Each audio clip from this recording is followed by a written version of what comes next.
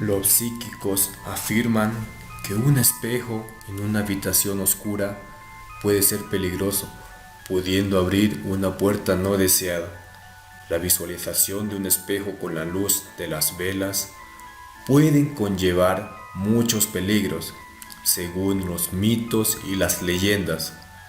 El uso de un espejo con las velas mostrará tu reflejo y también la de las entidades que habitan en el hogar. Cabe decir que una vez seas consciente de su existencia, ellos también se vuelven conscientes de tu presencia y hay muchas posibilidades de que no sean entidades del todo positivas. Dicho esto, procedo a relatarte la historia de un niño.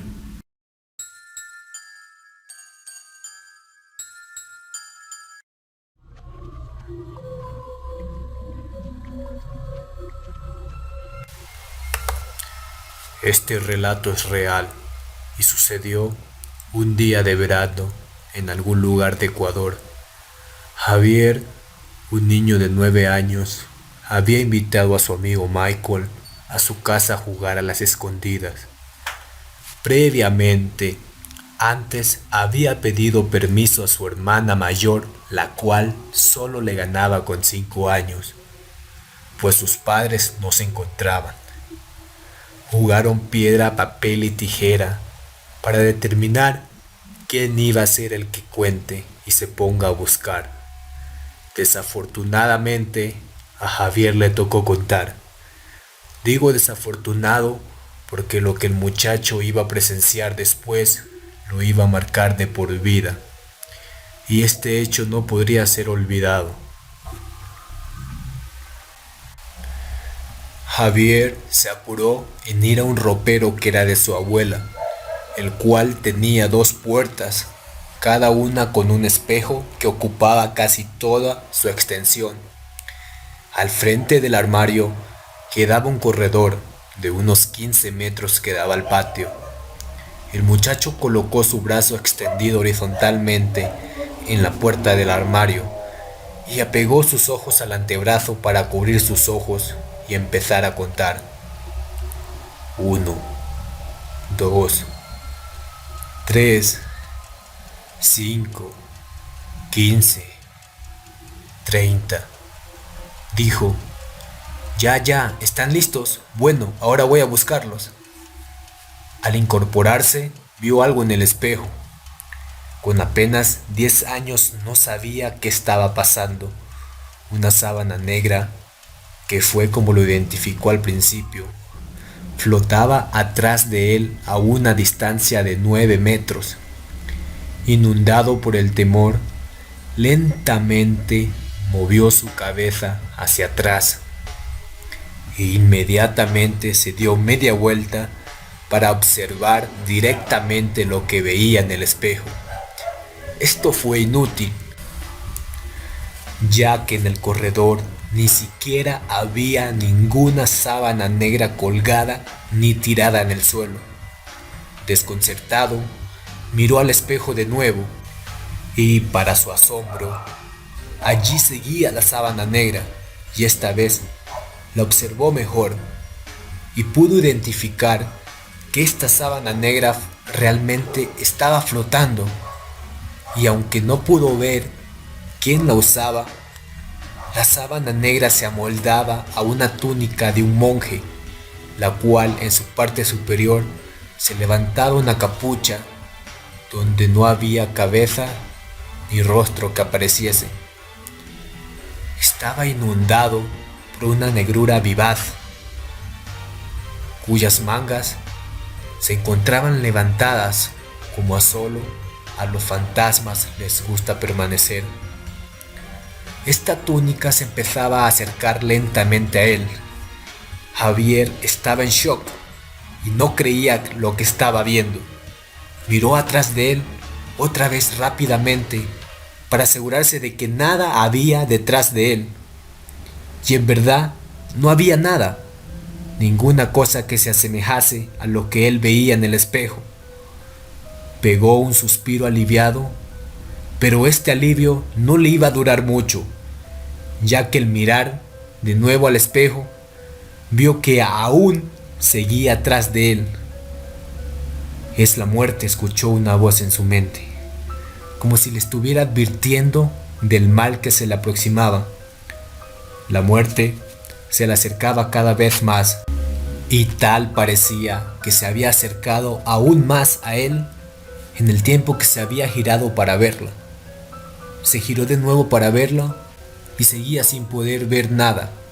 Miró de nuevo al espejo y ésta se había acercado aún más. Miró atrás y luego al espejo y este ya estaba a solo a 1 metro de él. Su cuerpo se enfrió rápidamente y estaba completamente asustado, que pegó un grito fuerte. ¡Ayuda! ¡Hermana! Fue lo que gritaba, y rápidamente su hermana y su amigo salieron del sitio donde permanecían escondidos y salieron corriendo a donde estaba Javier. Su hermana llegó y vio a su hermano temblando, con sollozos en los ojos, respirando rápidamente y sus latidos de corazón a 1000. ¿Qué te pasó? ¿Qué te pasó?, le preguntó su hermana. Javier respondió: vi una sábana negra flotando en el espejo y se estaba acercando a mí.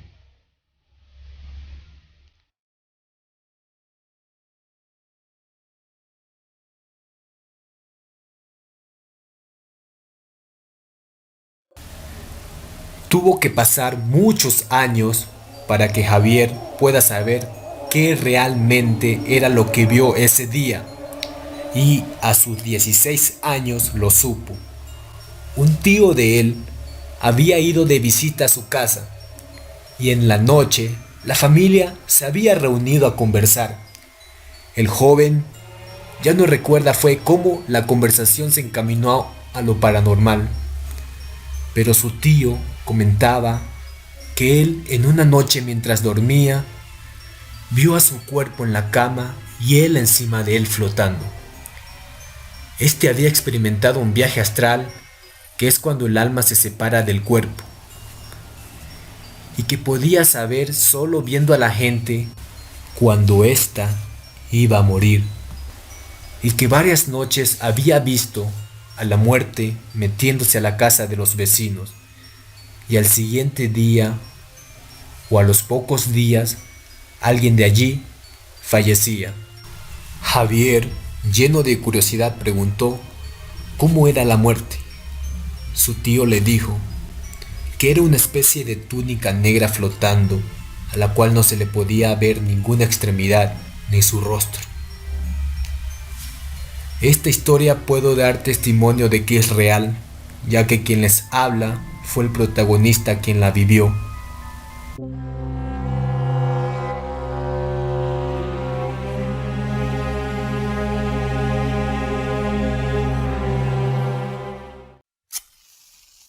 La nueva casa era gigante.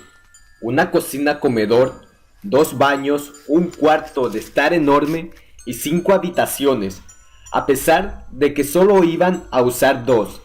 Las habitaciones estaban en el primer piso de la casa y además de estas había un baño. Ana decidió quedarse con la habitación de al lado del baño, que estaba al final del pasillo, un poco escondida. Quería esta habitación para estar más alejada de sus padres porque necesitaba privacidad. Después de todo, había cumplido 14 años. Tenía una gran fascinación por las brujas. Había leído miles de libros acerca de este tema y le encantaba. Cargó las cosas y las llevó a su habitación, ordenando todo, y lo cambió de lugar aproximadamente 5 veces en esa tarde para que quede perfecto. Por fin, a las 8 de la noche, se recostó sobre la cama, suspirando cansada. Escuchó el llamado de su madre indicándole que la cena estaba lista. Le gritó que estaba muy cansada y que solo quería dormir. Sacó de su bolso un frasco de pastillas y colocó 2 en su boca. Había tenido problemas para conciliar el sueño desde que su mejor amiga había desaparecido. Solía escuchar su voz y la veía aunque sabía que no estaba allí. colocó su cabeza sobre la almohada y cerró los ojos, durmiéndose profundamente. Se despertó con dolor de cabeza, efecto colateral de las pastillas, y miró su reloj que marcaba las 4:56. Se levantó y caminó hacia la ventana que tenía un hermoso balcón que daba al enorme patio trasero y al bosque de atrás. Apoyó sus hombros en la barandilla y miró al cielo que todavía estaba oscuro. Se perdió tanto en sus pensamientos que cuando volvió a la realidad apenas lo vio. Era una mujer vestida de blanco, caminando muy rápidamente por su patio y luego ingresando al bosque. Se quedó petrificada, sin saber qué hacer, así que solo entró a su habitación y cerró la ventana. El día transcurrió normalmente, hasta que por la noche los vecinos vinieron a dar la bienvenida. Un hombre y una mujer de aproximadamente 35 años y una adolescente de cabello blanco llamada Paloma y tenía 15 años. Ana se encerró en su habitación a las 10 de la noche, volvió a tomar pastillas y se durmió profundamente. Otra vez abrió los ojos todavía media dormida y miró a la puerta abierta en la que se encontraba un pequeño gato que la estaba observando. Volvió a cerrar los ojos y volvió a despertarse a las 4:50 y en vez de salir al balcón bajó y comenzó a caminar hacia el bosque. Tenía curiosidad de qué hacía esa mujer ahí y quería averiguarlo, hasta que al dar vuelta la cabeza vio a la mujer caminar detrás de ella, a unos 10 metros de distancia. Caminaba demasiado rápido, casi que corría, así que Ana comenzó a correr. Asustada, ingresó en el bosque y se encontró con 8 mujeres más, también vestidas de blanco, y entre ellas estaba su mejor amiga. Todas la miraron y sonrieron, mientras otras 2 la tomaban de los brazos y la llevaban hacia las demás. La más grande de ellas, que debía tener 20 años, habló. «Nos falta una. Ana, ¿nos harías el honor?» Ana no habló, no podía, quería gritar, correr, llorar, pero no podía hacer nada de eso. «Te hemos estado observando y te queremos con nosotras». Ana asintió, casi hipnotizada porque sabía que ellas eran brujas, y las mujeres se juntaron alrededor de ella formando un círculo. «Solo nos falta una para que la iniciación comience, solo una, pero ahora ya está completa. Tenemos reglas. Deberás alejarte de tu familia, desaparecer. Nadie tiene que saber dónde estás. Viviremos todas juntas en una casa alejada de aquí. Y deberás, sobre todas las cosas, hacer lo que diga». Comenzaron a girar alrededor de ella y hablando en un idioma extraño y, en cuestión de minutos, ya era parte de ellas. Despertó en una casa gigante con forma redonda y 10 habitaciones alrededor. En el centro había una habitación gigante que estaba vacía. Escuchó a las demás hablar sobre el rito de iniciación y al darse cuenta de que Ana había despertado, se reunieron alrededor de ella. Ella estaba desnuda y no podía moverse, así que no pudo objetar nada cuando la sacaron afuera, a un campo enorme. La ataron a un palo y se reunieron alrededor de ella, y mucho menos cuando la jefa gritó: «La iniciación ha comenzado», y prendió un fósforo que tiró a la paja que estaba alrededor del palo. Ana recordó lo que había leído. Para comenzar necesitan un sacrificio. Ana no era parte de ellas, ella era su sacrificio.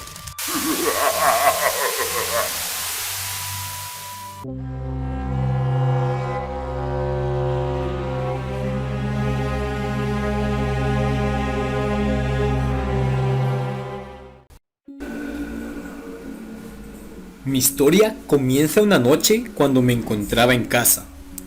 Estaba en el segundo piso completamente sola. Mis padres se encontraban abajo. Mientras tanto yo navegaba en internet hasta que fuese hora de ir a dormir. No me fijé en la hora, así que para cuando me di cuenta ya eran las 11:50. Tenía algo de sueño, pero aún quería seguir en la computadora. Además, ya que era fin de semana, no me preocupaba levantarme temprano. Así que decidí quedarme un rato más en la compu. Mis padres se fueron luego a dormir. Cuando faltaban solo 5 minutos para la 1 de la mañana, algo comenzó a suceder y comencé a escuchar aullidos de perros, que cada vez parecían estar más cerca. Y el techo de mi casa comenzó a estremecerse por el fuerte viento que corría. No niego que me asusté un poco, pero no le tomé mucha importancia, pues pensé que todo estaba normal y nada sucedería. Cuando de repente el reloj de mi cuarto tocó la 1 de la mañana. Repentinamente se fue la luz. Entró un frío por mi cuerpo que me estremeció. Entonces, en ese punto comencé a asustarme y decidí desconectar el computador por si acaso regresaba la luz. Preferí ir a dormir, pero aún no me había lavado los dientes y no dormiría así. Me dio bastante miedo ir por aquella oscuridad al baño, pero aún así fui. Mientras me lavaba los dientes, comencé a escuchar sonidos extraños en mi cuarto, lo cual me asustó mucho. No quería entrar, sentía que algo aparecería y me asustaría, pero no podía ir al cuarto de mis padres ya que sería incómodo para ellos, así que salí del baño y entré corriendo a la cama a taparme. Entonces lo que temía comenzó a suceder. Comencé a sentir cómo se acercaban a un costado de la cama y mi corazón se comenzó a acelerar. De pronto, una voz entre gruesa me susurró al oído. ¿Estás despierta? Justo en ese momento quería gritar, pero no podía. Mi cuerpo estaba paralizado y sentí la necesidad de llorar, porque nadie sabía lo que me estaba sucediendo. Entonces comencé a sentir algo muy pesado sobre mi cuerpo, y unas manos, como con especie de uñas largas, comenzó a jalar mis piernas. Hice todo lo posible por intentar gritar, para que mis padres se despertaran y fueran a mi cuarto, pero era inútil. Entonces, justo cuando pensé que esa cosa me llevaría, mi papá me levantó y me di cuenta que ya era de mañana. Pensé, ¿qué sucedió? Mi padre comenzó a decir que me había quedado dormida frente al computador, y como no quería despertarme, me llevó hasta la cama. Sin embargo, al levantarse escuchó que me estaba quejando y vino para ver qué me pasaba, y como vio que aún estaba dormida, me despertó. Luego recordé que había tenido algo de sueño la noche anterior y aún así quise quedarme despierta más tiempo, pero no me había dado cuenta en qué momento me quedé dormida. No niego que me sentía aliviada y agradecida con mi papá, porque había salido de esa horrible pesadilla. Me prometí a mí misma tratar de no quedarme hasta tan tarde en la noche, pero hubo algo muy raro. Aquel día, después de que mi papá me levantó, salí de la cama y miré mis piernas. Y, extrañamente, tenía moretones en forma de uñas. Desde ese día, duermo con la luz de mi cuarto encendida.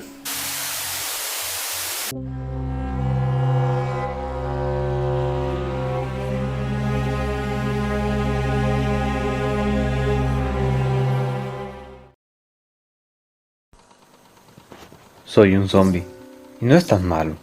Estoy aprendiendo a vivir con eso. Lamento no poder presentarme correctamente, pero ya no tengo un nombre. Casi ninguno de nosotros lo hace. Lo olvidamos, como aniversarios y números PIN. Creo que el mío podría haber comenzado con una T, pero no estoy seguro. Es algo gracioso, porque cuando estaba vivo, olvidaba los nombres de otras personas. Estoy descubriendo que la ironía abunda en el mundo zombie. Un chiste siempre presente. Pero es difícil sonreír cuando tus labios se han podrido. Antes de convertirme en un zombie, creo que era un hombre de negocios, o un joven profesional de algún tipo. Creo que trabajé en uno de esos sofocantes trabajos de oficina, en un rascacielos o en algún lugar. La ropa que se aferra a los restos de mi cuerpo es casual, de negocio de alta calidad, fino pantalón de gabardina, camisa de seda plateada, una corbata roja Armani Power. Probablemente me vería bastante afinado si mis intestinos no estuvieran arrastrándose a mis pies. Nos gusta bromear, especular sobre nuestros atuendos restantes, ya que estas elecciones finales de moda suelen ser la única indicación de quiénes éramos antes de convertirnos en nadie. Algunas personas son menos obvias que las mías. Jeans y camisa blanca, falda y camiseta sin mangas. Entonces hacemos conjeturas al azar ¿Eres fontanero? ¿Eres barista? ¿Suena alguna campana? Normalmente no es así. Nadie que yo conozca tiene recuerdos específicos. Reconocemos algunas cosas: edificios, automóviles, corbatas, etc. Pero el contexto se nos escapa. Estamos aquí, hacemos lo que hacemos. Carecemos de una excelente dicción, pero podemos comunicarnos. Gruñidos, gemidos, hacemos gestos con las manos y a veces se nos escapan algunas palabras. No es tan diferente de antes. Somos unos cientos de personas viviendo en una amplia llanura de polvo, en las afueras de alguna gran ciudad. No necesitamos refugio, ni calor, obviamente. Nos quedamos en el polvo. Creo que llevamos mucho tiempo aquí. A pesar de mis entrañas arrastradas, estoy en las primeras etapas de la descomposición. Pero hay algunos ancianos aquí que son más que esqueletos, trozos de músculos adheridos en sí. De alguna forma, todavía se extiende y se contrae, y siguen moviéndose. Nunca he visto a ninguno de nosotros morir o envejecer. Quizás vivamos para siempre, no lo sé. Ya no pienso mucho en el futuro. Eso es algo muy diferente a antes, cuando estaba vivo. El futuro era todo lo en lo que pensaba, pero la muerte me ha relajado. Pero me entristece que hayamos olvidado nuestros nombres, de todo. Esto me parece el más trágico. No extraño los míos, pero lloro por los demás, porque quiero amarlos, pero no sé quién soy. Hay un grupo de nosotros, vamos a la ciudad a buscar algo de comida. ¿Cómo comienza esta expedición? Es que uno de nosotros tiene hambre y comienza a arrastrar los pies hacia la ciudad, y algunos de nosotros lo siguen. El pensamiento enfocado es algo raro en nosotros, y lo seguimos cuando lo vemos. De lo contrario, no estaríamos de pie gimiendo. Nos quedamos parados y gimiendo mucho, y a veces es frustrante. Así pasan los años. La carne se seca en nuestros huesos y nos quedamos esperando. Y tengo curiosidad por saber cuántos años podría tener. La ciudad donde vivía la gente no está lejos. Llegamos alrededor del mediodía y comenzamos a buscar carne viva. El nuevo tipo de hambre es un sentimiento extraño. No lo siento en el estómago. Por supuesto que no, ya que algunos de nosotros ni siquiera tenemos estómago. Lo sientes simplemente, en todas partes. Empiezas a sentirte más muerto. He visto a algunos de mis amigos volver a estar completamente muertos. Cuando la comida escasea, simplemente disminuye la velocidad, se detienen y vuelven a convertirse en cadáveres. Realmente no lo entiendo. Supongo que el mundo casi se ha acabado, porque las ciudades por las que deambulaba se están deteriorando tan rápido como nosotros. Los edificios se derrumban, los coches muertos y oxidados llenan las calles. Todo el vidrio en todas partes está roto. No sé si hubo una guerra o una plaga, o si solo fuimos nosotros. O quizás fueron las tres cosas, no lo sé. Ya no pienso en cosas así. En un grupo de edificios de apartamentos en ruinas encontramos a algunas personas y las comimos. Algunos de ellos tenían armas, y como de costumbre, perdemos parte de nuestros números, pero no nos importa, porque no nos importaría. ¿Qué es la muerte ahora? Comer no es un negocio agradable. Muerdo el brazo de un hombre y odio esto. Es repugnante. Odio sus gritos porque no me gusta el dolor. No me gusta lastimar las cosas. Pero este es el mundo de ahora. Esto es lo que hacemos. Por supuesto. Si no me lo como todo, si me voy lo suficiente, él se levantará y me seguirá de regreso a nuestro polvoriento campo, fuera de la ciudad. Y eso podría hacernos sentir mejor. Se lo presentaré a todos, y tal vez nos quedemos y gemiremos juntos. Es difícil decir que son solo amigos, pero tal vez eso esté cerca, si no me lo como todo y dejo lo suficiente. Pero por supuesto, no dejo lo suficiente y me como su cerebro, porque eso es lo bueno. Esa es la parte que cuando lo trago ilumina la cabeza de sentimientos, recuerdos claros, durante unos 3 o 10 segundos, dependiendo de la persona. Me siento vivo. Recibo rastros de comida deliciosa, música hermosa, perfumes, órganos, vida. Luego se desvanece. Me levanto y salgo de la ciudad a tropicones. Todavía muerto, pero sintiendo un poco menos, sentirse bien. No lo sé. Porque tenemos que comernos a la gente. No entiendo lo que consigue masticar el cuello de un hombre. Ciertamente no digerimos la carne ni absorbemos los nutrientes. Mi estómago es una bolsa podrida de bilis seca. No lo digerimos. Solo comemos hasta que el peso lo saca de nuestros ojales. Y luego comemos más. Se siente tan inútil y sin embargo nos mantiene caminando. No sé por qué. Ninguno de nosotros comprende realmente por qué somos como somos. No sabemos si somos el resultado de alguna extraña infección global, alguna antigua maldición o algo así. No hablamos mucho de eso. El debate existencial no es una parte importante de la vida zombie. Estamos aquí y hacemos cosas. Somos sencillos. A veces es agradable.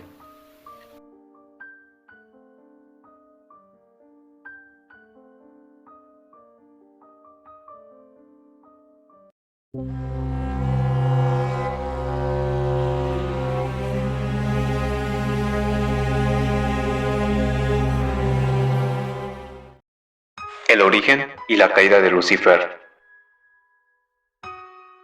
¿De dónde vino el diablo? Para decirlo de otra manera, ¿cómo pudo un Dios de amor crear a alguien tan horrible como él? Estas preguntas pasan un razonamiento erróneo, ya que se supone que estamos en posición de criticar a Dios. Muchos se niegan a investigar lo que dice la Biblia sobre el tema, simplemente deciden que Dios se equivocó seriamente en esta área, por lo que no debemos poner nuestra confianza en él.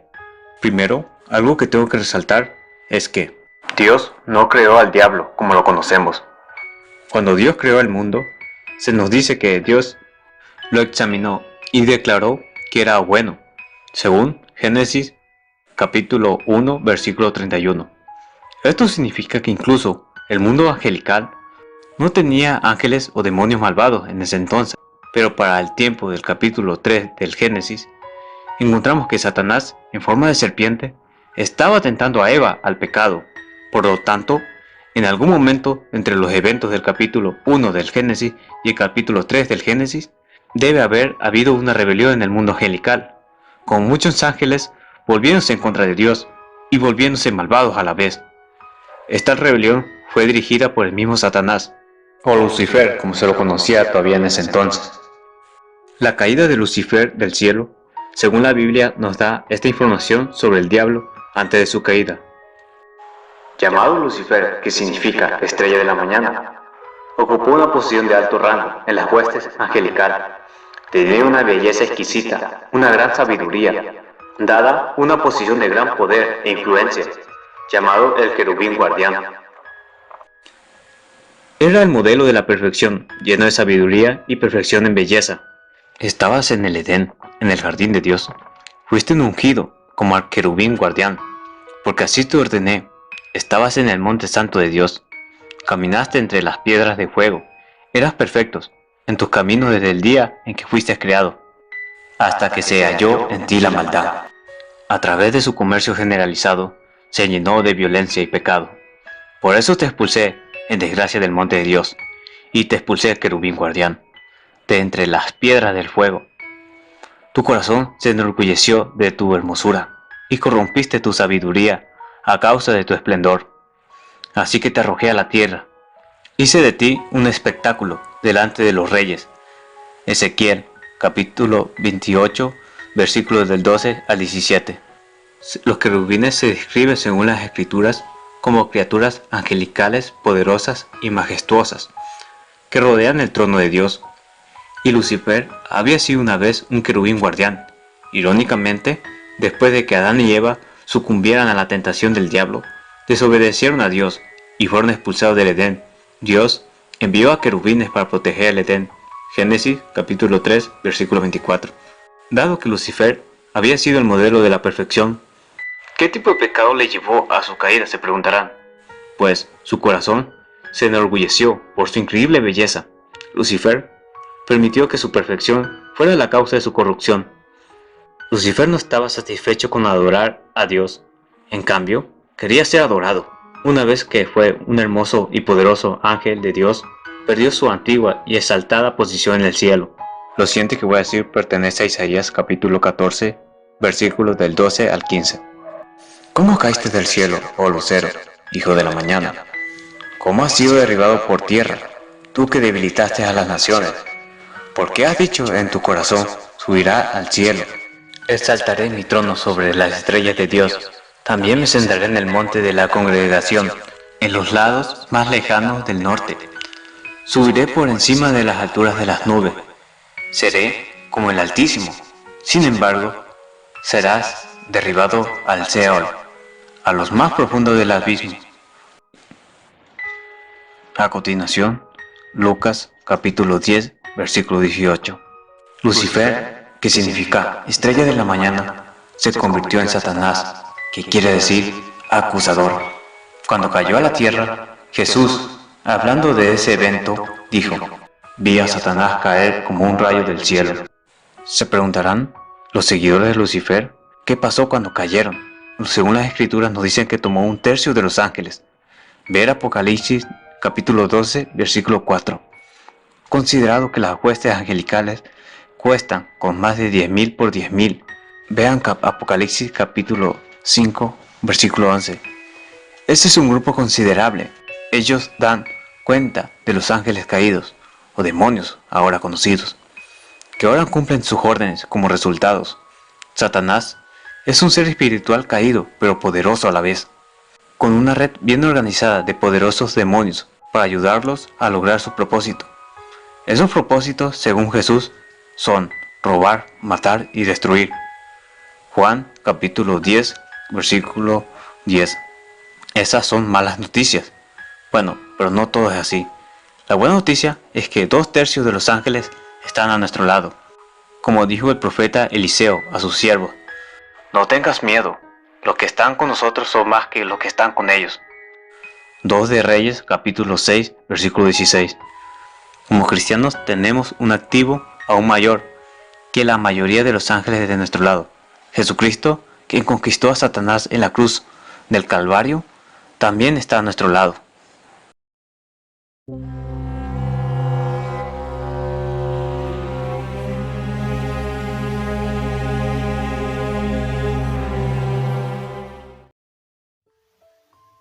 Han pasado 3 años desde aquella noche.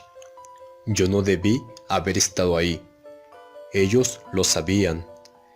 Ese día salí muy temprano para ir a casa de un amigo. Sus padres no estaban y tenía un nuevo videojuego de terror. Pasaríamos toda la noche jugando.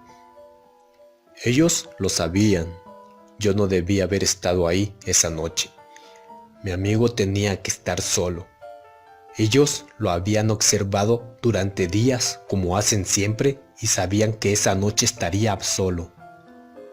Desde el momento en que lo eligieron, no hubo marcha atrás.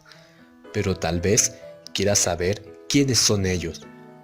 Bueno, la verdad, aún no estoy seguro.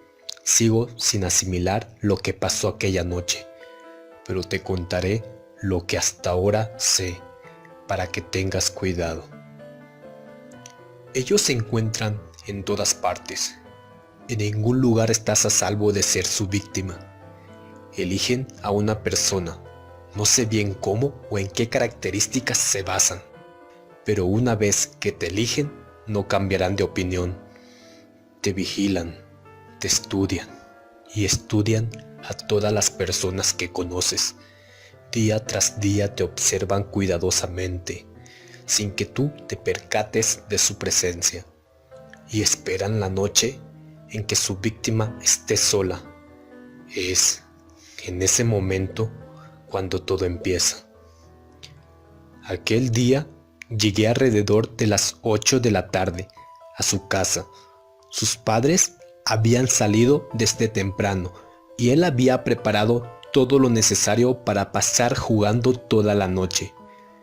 Al día siguiente no iba a haber clases, así que yo regresaría a mi casa por la mañana. Pasamos un buen rato jugando. El tiempo pasó tan rápido que para cuando nos dimos cuenta ya era la 1 de la madrugada. Nos habíamos llevado algunos sustos con el juego, así que comenzamos a hacer bromas con la situación. Ahí fue cuando todo se puso raro. Empezamos a escuchar ruidos extraños fuera de la casa, que al principio pensábamos que no era nada importante. Hicimos chistes sobre lo que jugábamos. Deben de ser los zombies. Nosotros solo reíamos, pero nos comenzamos a poner tensos cuando el sonido se hizo más claro. Eran pisadas. Se escuchaban pisadas por todo el pasillo de afuera. ¿Crees que tus padres habrán regresado?, le pregunté. A lo que él respondió que sus padres no volverían hasta el día siguiente por la tarde. Además, la cantidad de pasos que se escuchaban indicaba que eran varias personas, no solo sus padres. De pronto, luego de oír todas aquellas pisadas acercándose cada vez más a la puerta, hubo un profundo silencio. ¿Hay alguien afuera? ¿Quién está ahí?, comenzamos a preguntar con evidente nerviosismo.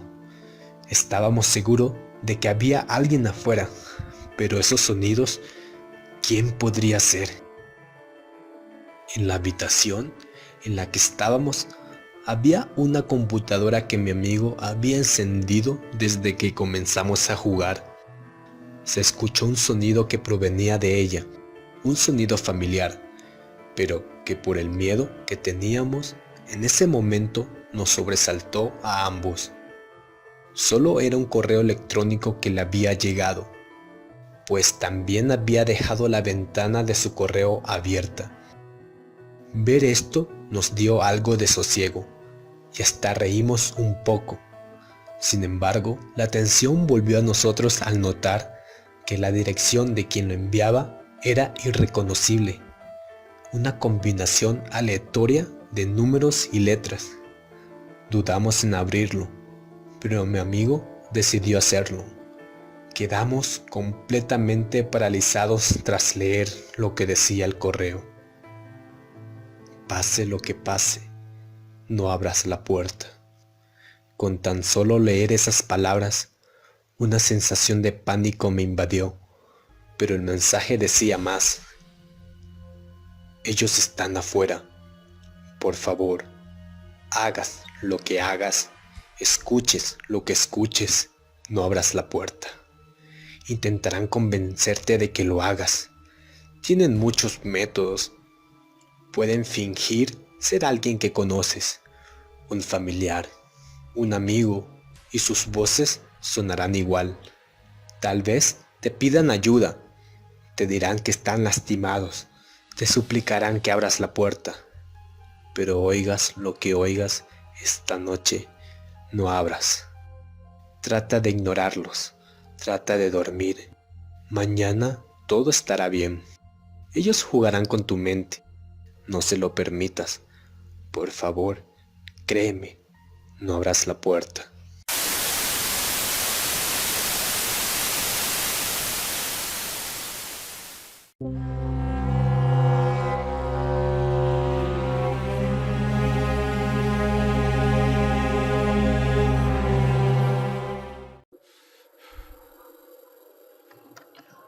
Cuenta la leyenda que dos atracadores fueron cercados por la policía y, en su huida, tuvieron que abandonar su vehículo de fuga y adentrarse en una estación de metro. En su desesperada carrera, comenzó un tiroteo en los pasillos de la estación, en el cual un certero disparo de uno de los ladrones impactó directamente en la frente de uno de los policías, matándolo al instante. En mitad de la confusión y mientras el resto de agentes se parapetaban tras unas columnas, la pareja de delincuentes consiguió subirse a un tren, mientras escuchaban a su espalda la detonación de más disparos de los policías. Pocos instantes después, la máquina emprendió su marcha, escapando dentro de ella los ladrones. Era de noche y el vagón estaba prácticamente vacío. Solo había dos personas más en el tren que acababan de abordar. Un mugriento mendigo encapuchado que parecía inconsciente por su borrachera, aunque no soltaba una bolsa de papel con la cual protegía una botella de licor. y un hombre con aspecto de abogado que, perfectamente trajeado, dormía con la boca abierta y muy probablemente se habría pasado de estación hacía bastante tiempo. Los atracadores, al comprobar que no estaban en peligro, empezaron a reír su suerte y a trazar un plan de fuga. Probablemente en la puerta de la próxima estación nos esté esperando la mitad de la policía de la ciudad. Así que, en cuanto bajemos de este trasto, tenemos que meternos corriendo en el túnel. Dentro ya buscaremos cómo escondernos o escapar, dijo el que parecía más inteligente de ambos. El otro asintió mientras vigilaba al resto de los pasajeros. La estación se acercaba y, asustados por la posibilidad de que un grupo de agentes armados les esperaran en el andén, se agazaparon bajo los asientos. De ese modo, los asientos servirían de parapeto en caso de comenzar de nuevo un tiroteo. Pero, para su sorpresa, el tren no solamente no se detuvo en la estación, sino que además aumentó su velocidad de marcha. Estos cabrones nos están tendiendo una trampa. Seguro que nos quieren llevar a un lugar que ya tengan controlado para evitar que muera alguien más en la estación. Seguro que han dado la orden al maquinista para que no se detenga. Visiblemente asustados, comenzaron a caminar como locos por el interior del tren mientras buscaban un modo de escapar. Pero las puertas parecían selladas e incluso, disparando a la manilla que les permitía cambiar de vagón, no consiguieron su propósito. Una nueva estación pasó ante sus ojos a toda velocidad, pero esta vez se dieron cuenta de un detalle que en la anterior ocasión no detectaron. La gente que había en el andén esperando no parecía inmutarse, como si no pudieran ver la potente máquina que cruzaba a toda velocidad por la vía. El tren aumentaba su velocidad con cada metro recorrido y parecía adentrarse en las entrañas de la tierra, pues cada vez se podía percibir con más claridad la inclinación del vagón y su vertiginoso descenso. ¿Qué mierda pasa aquí? Esto no lo está haciendo ningún policía, dijo el más callado. De repente, la luz del tren comenzó a parpadear, y tras cada momento de oscuridad, el vagón parecía distorsionarse y volverse cada vez más tétrico. Una especie de material viscoso similar a la sangre comenzó a brotar de las paredes. Los asientos, que antes parecían nuevos, envejecieron de golpe y se mostraban oxidados y con el plástico derretido. Era como si hubieran sido expuestos a altas temperaturas o alguien se hubiera dedicado a quemarlos con una llama. Aterrorizados e incapaces de articular palabra, vieron como una nueva estación se acercaba, pero esta vez no encontraron un andén a su paso. En su lugar había una especie de cámara de tortura en la que despellejaban vivo a un desdichado que gritaba de dolor mientras lloraba sangre. Las cámaras se sucedían una por una y la velocidad del tren se había aminorado, como para deleitar a sus pasajeros con las más crueles y brutales formas de torturar y causar dolor, que cada vez eran más sádicas y salvajes. De repente el tren se detuvo y el mendigo, que hasta el momento parecía inconsciente a causa de su borrachera, se levantó. Los atracadores se quedaron petrificados al observar bajo su capucha unos brillantes ojos amarillos y un rostro rojo adornado por una puntiaguda barba. «Tú te bajas aquí, estafador», dijo mientras levantaba con un solo brazo al hombre trajeado y lo lanzaba fuera del vagón. Inmediatamente un par de sombras que aparecieron del suelo le levantaron y llevaron hasta un foso lleno de gusanos. El estafador comenzó a gritar mientras los gusanos le atravesaban la piel y comenzaban a devorarle por dentro. «Estos gusanos te devorarán en vida, como tú lo hiciste al lucrarte como un parásito del trabajo y el dinero de los demás para llevar una vida de lujos». dijo el falso mendigo al que ya fácilmente se podía distinguir como un demonio. Vosotros no tendréis tanta suerte, vosotros vais mucho más abajo. Al día siguiente, las crónicas de todos los periódicos anunciaron la muerte de un policía y 2 atracadores que fueron abatidos a pocos metros del tren en el que pretendían escapar.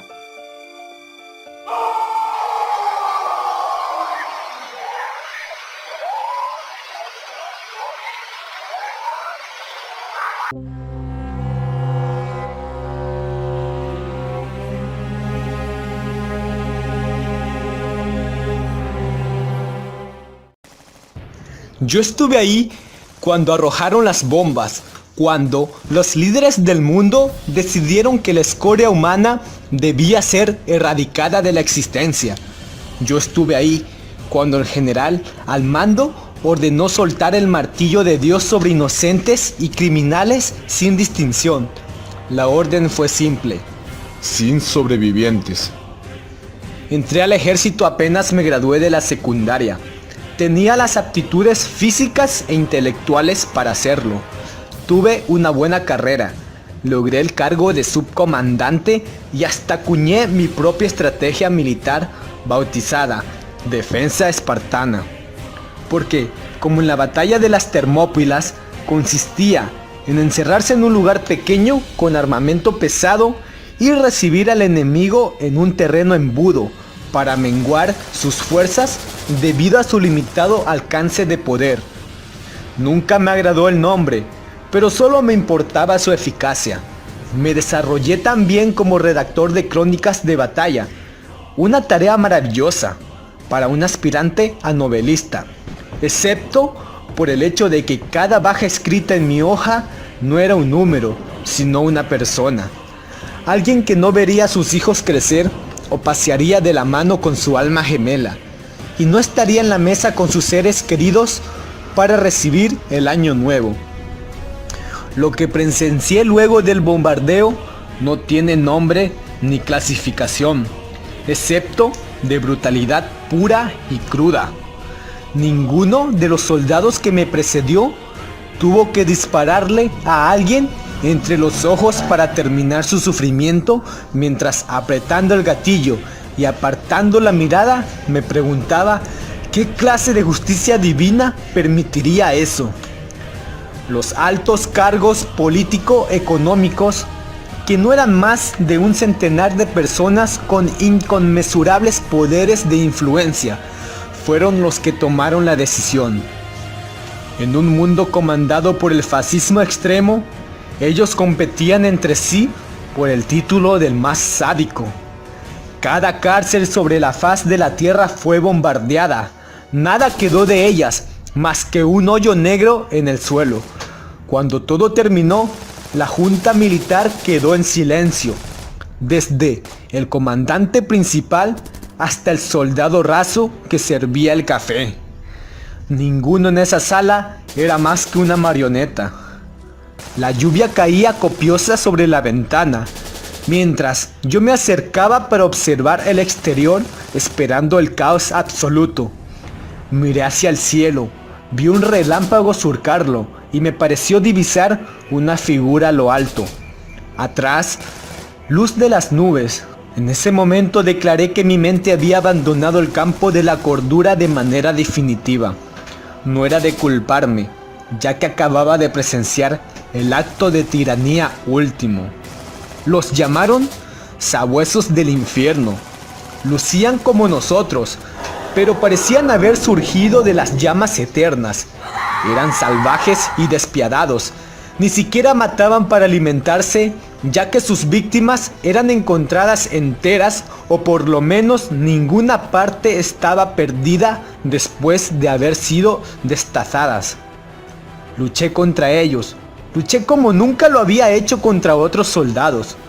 Mis ancestros debían estar orgullosos. No sabía qué eran.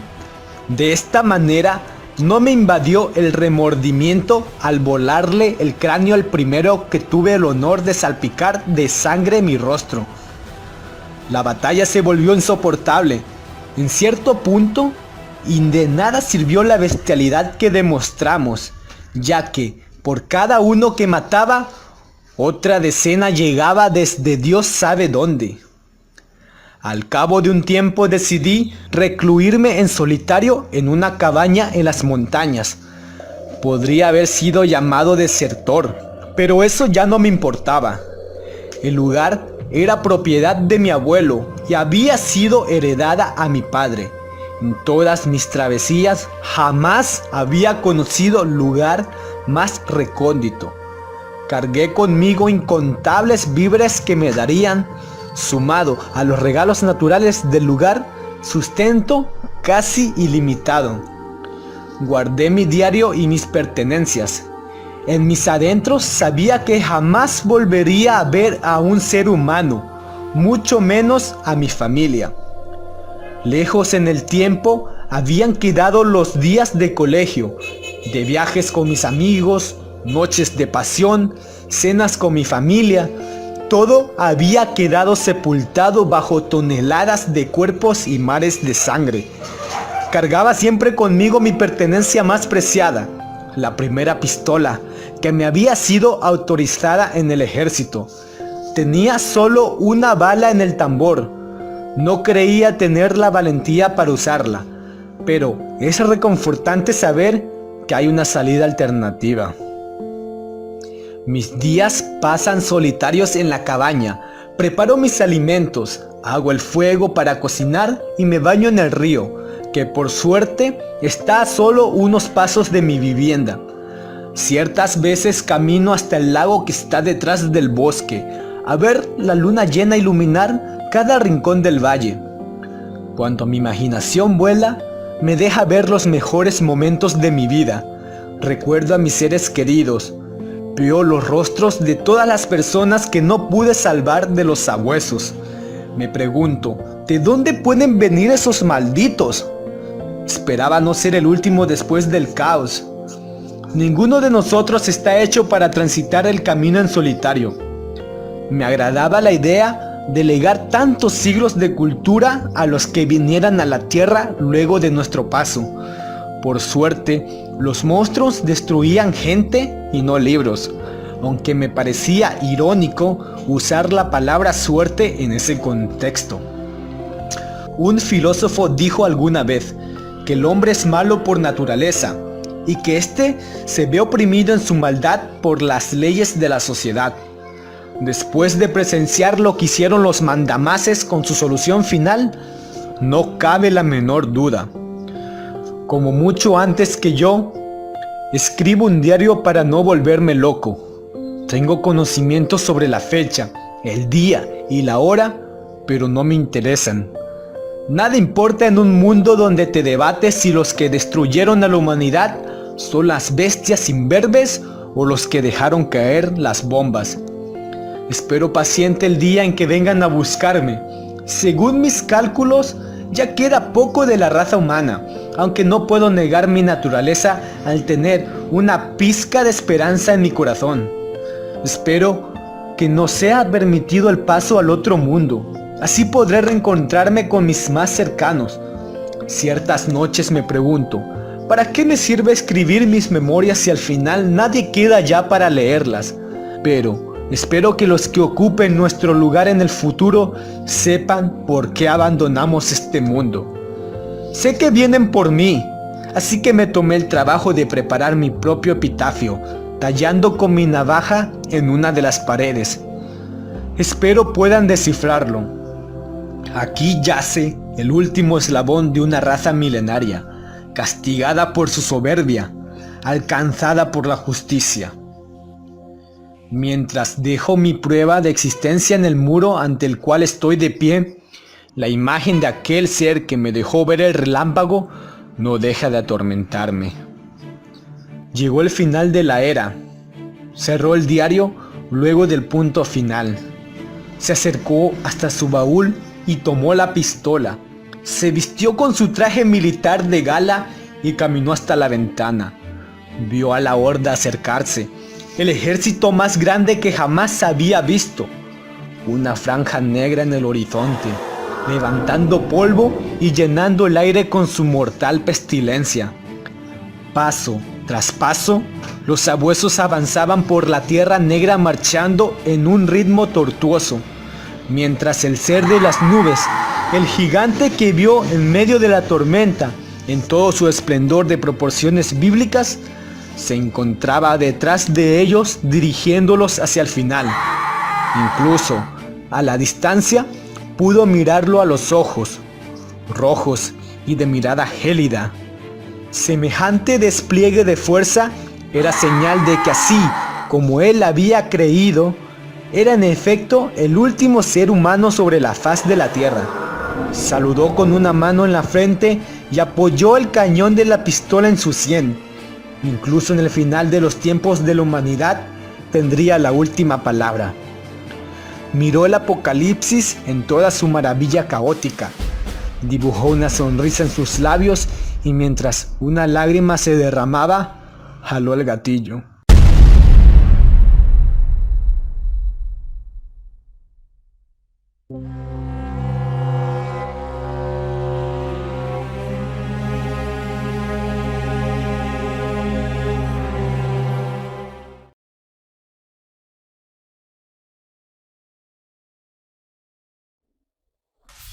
Libro del 13º discípulo, capítulo 66.6, versículo 1. Cuando nosotros, sus apóstoles, llegamos a la tumba de Jesús al tercer día, entendimos nuestro grave error. Versículo 2.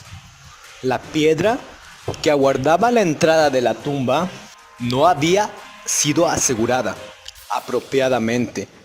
Bestias malévolas y demonios depredadores habían entrado por la pequeña abertura y habían revivido y poseído el cuerpo mutilado de nuestro Señor. Sus mortajas se mancillaron con sangre negra y pegajosa. La ropa de cama estaba pisoteada y contaminada por pezuñas fangosas. Versículo 3. No hubiéramos podido soportar decírselo a María Magdalena, la amada del Mesías. Versículo 4. Sin embargo, Jesús ha resucitado. Gritamos para repartir el regocijo entre sus seguidores y sus enemigos por igual. En la ciudad, a las montañas y los cañones y las nubes de lluvia y las estrellas. 5. Nadie nos escuchó, porque ya habían oído al siniestro aullando en el desierto. Habían olido el azufre y el olor del incienso recocido.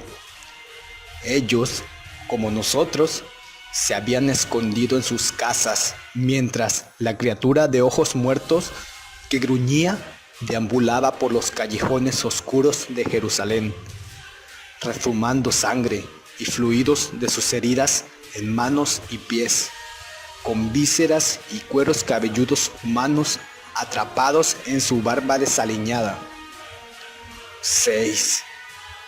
María Magdalena, lo suficientemente inteligente como para ignorar nuestro engaño, rogó a Dios para pedirle un consejo.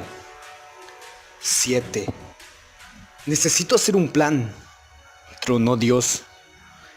Mientras tanto, usa las batas de mi hijo y una barba de pelo de caballo. Pinta tus palmas con sangre. Convence a todos de que eres el Mesías. 8. María volvió al siguiente día. 9. ¿Cómo luzco? 10. Encantadora, querida. Chirrió Dios desde las nubes como un coyote tratando de hablar.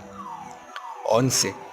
Disculpe mi imprudencia, dijo María, pero este disfraz nunca funcionará. Sabrán que soy una impostora. ¿Por qué no puede llevar a su hijo al cielo y curarlo? Póngale fin a la carnicería que aquello ha causado. 12. La voz de Dios gorgoteó y se rió. Lo hice. ¿No lo ves? ¡Ja!